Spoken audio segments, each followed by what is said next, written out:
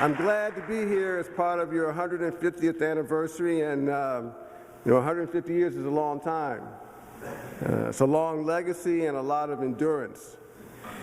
I come to you as a neighbor and not as a senator or elected official.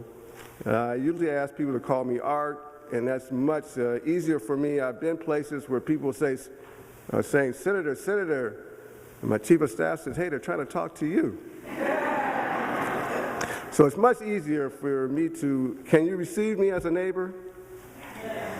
Thank you, that makes it a lot easier. So I grew up in a tradition, United Methodist Church, where we were taught and deeply believed that God was on the side of the oppressed.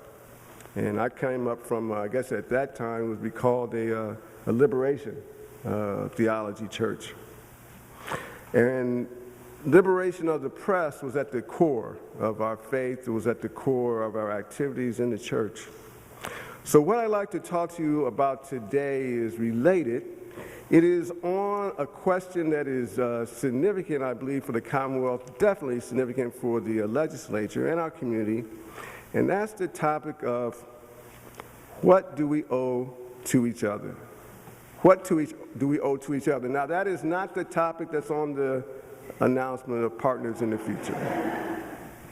But I've been given the liberty to go with the approach I selected. And so where I want to start with this question of what do we owe to each other, I'd like to talk a little bit about a story of one lost and then found.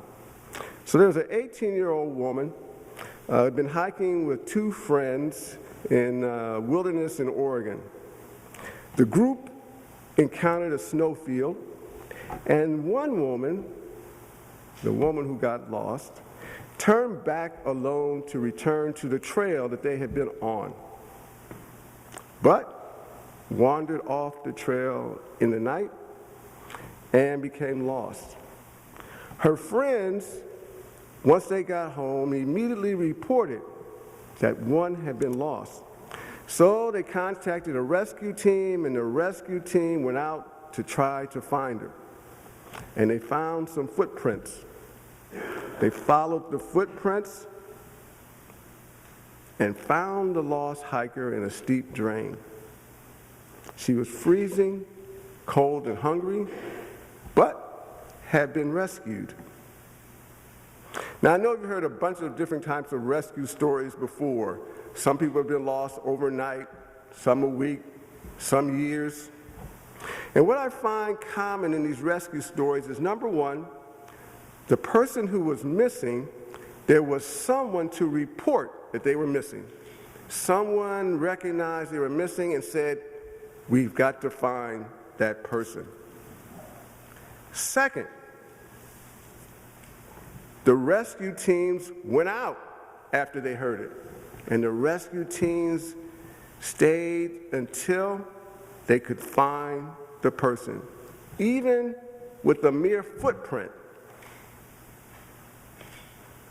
Now, there are many situations in our community today where there's a deep need for folks to be rescued.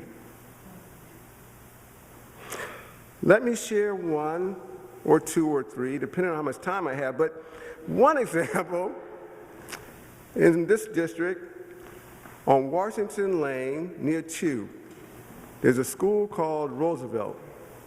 Roosevelt one time was a high school, now, one time a middle school, now it's K-8.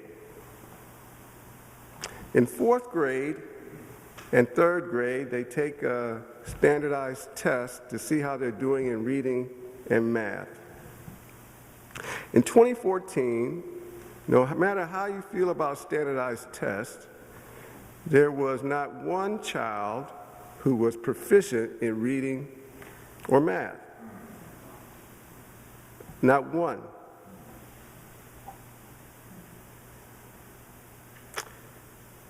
In fourth grade, you may know that if you haven't become proficient in at least reading, you're most likely on the pathway to unemployment or incarceration. And so we have these young children on that pipeline, on that path, So my question to our community is, will we rescue them? We know of many victims of gun violence, as Katie has already shared. One in my own office, I come into the office one day, I have a staff person who says, my uncle was shot over the weekend and killed.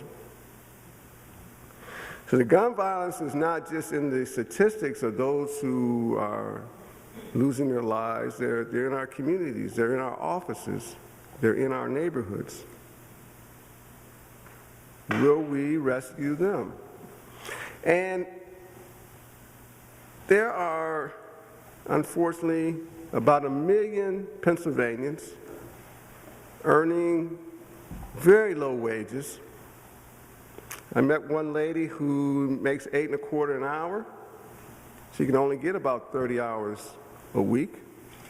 Now, $8.25 is $1 more than the minimum wage, which is $7.25. And so this lady has a young child, and she's struggling to cover the rent, which is partially subsidized by us because she can't cover it on herself, us being the taxpayers. Food, also partially subsidized by us, clothing, and medicine. She is separated from our community, even as the hiker was separated.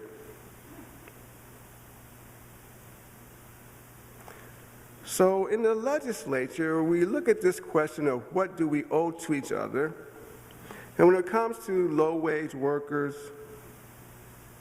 victims of gun violence, victims of domestic violence, those who can be fired because they are gay or lesbian without any protection.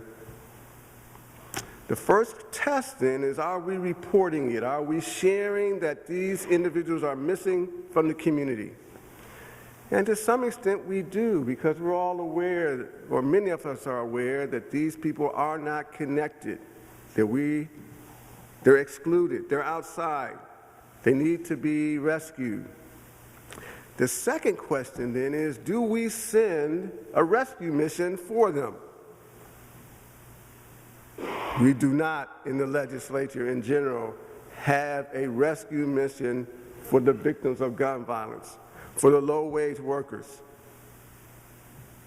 for the children stuck in inferior schools. And if we do have a rescue mission by some, will they stick it out for the 6 hours of being in the wilderness, or the 1 week, or the years that some people are involved in seeking to find those who are lost? Do we owe that to each other to rescue those who are oppressed?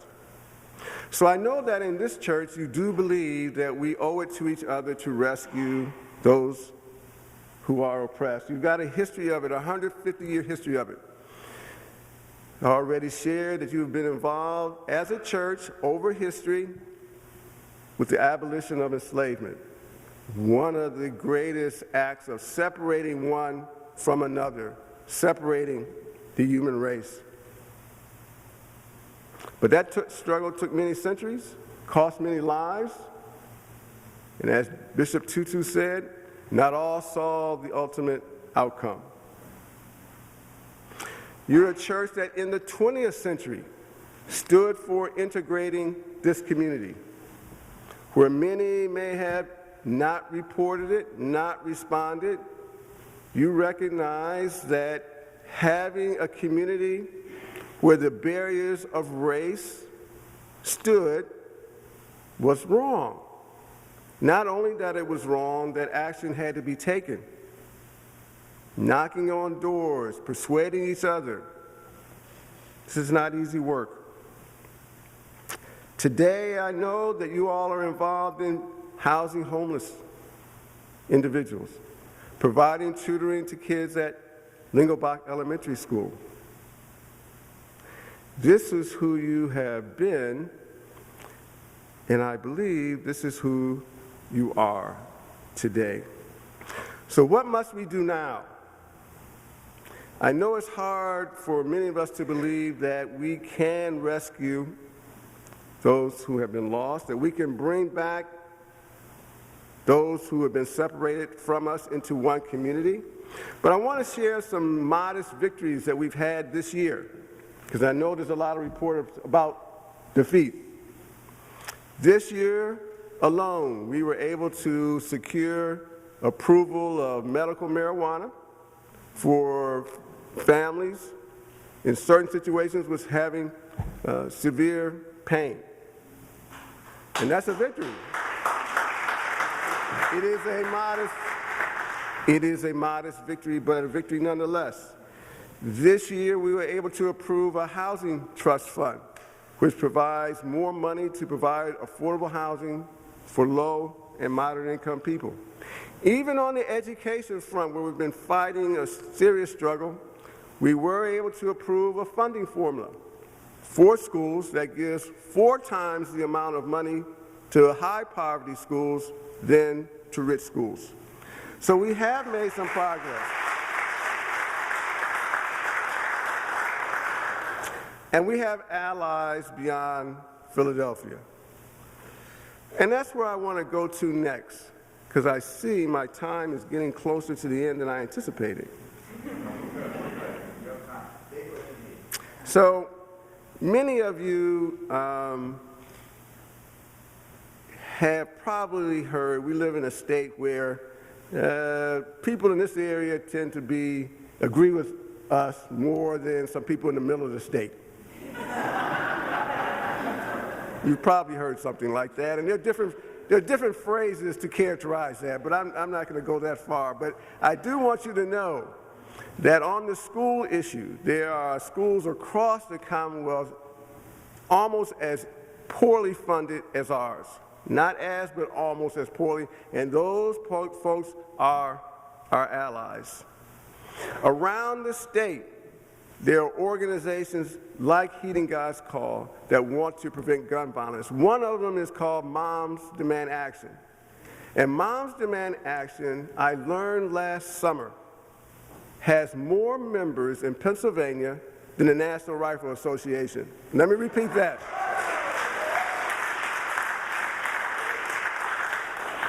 Now, they don't have as much money, but that's a matter of time. And over time, I believe we will be able to compete with the NRA, which then will pave the way for some legislation. And I just want to highlight, I've said this in many forums, but I need to say it here. Agitation precedes legislation. Agitation precedes legislation. So what you can expect out of the legislature is not going to be anything greater than what you can agitate to produce. And that goes in the same for the presidential race. Those who want to see a president that is not a reality star will need to begin voter registration immediately. Will need to begin voter registration immediately and continue it until the last day. So for those who sometimes want to give up hope because we're here in Philadelphia and we feel that no one else can really agree, what I want you to do briefly is go through this short exercise with me. If you have a relative who lives outside of Philadelphia and the nearby suburbs, but in Pennsylvania, but outside this immediate area, please raise your hand if you have a relative in that category. Okay, put your hands down. If you have a friend, not a relative, a friend who lives in Pennsylvania but outside of the immediate Philadelphia area, please raise your hand. Okay? Lastly, put your hands down. Okay. Now, if you have an associate who's part of a club or a fraternity or trade association or any association of which you're a member, please raise your hand. Okay. If you have raised your hand for any one of those 3 questions, please raise your hand again. Okay, please keep your hand up for one moment and look around to see who else has their hands up.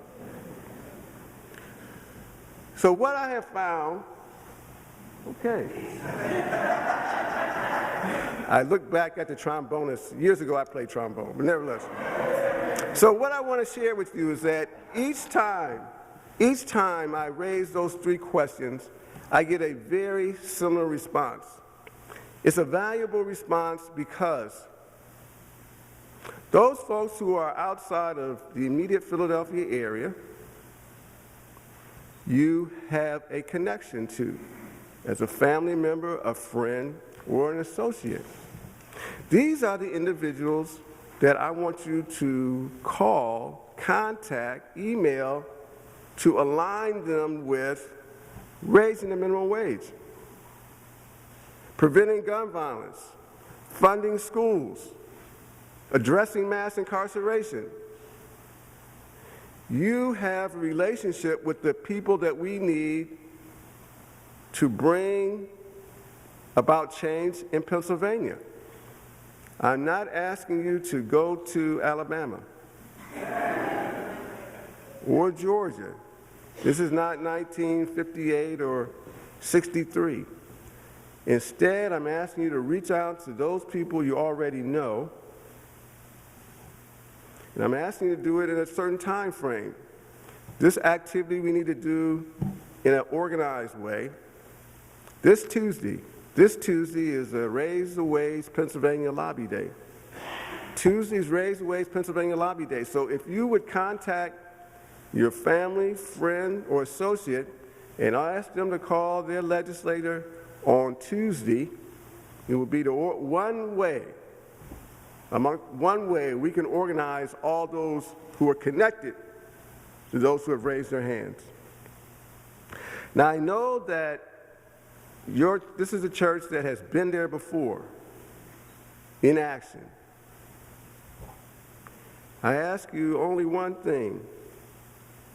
Be who you are. Send out rescue teams. Thank you.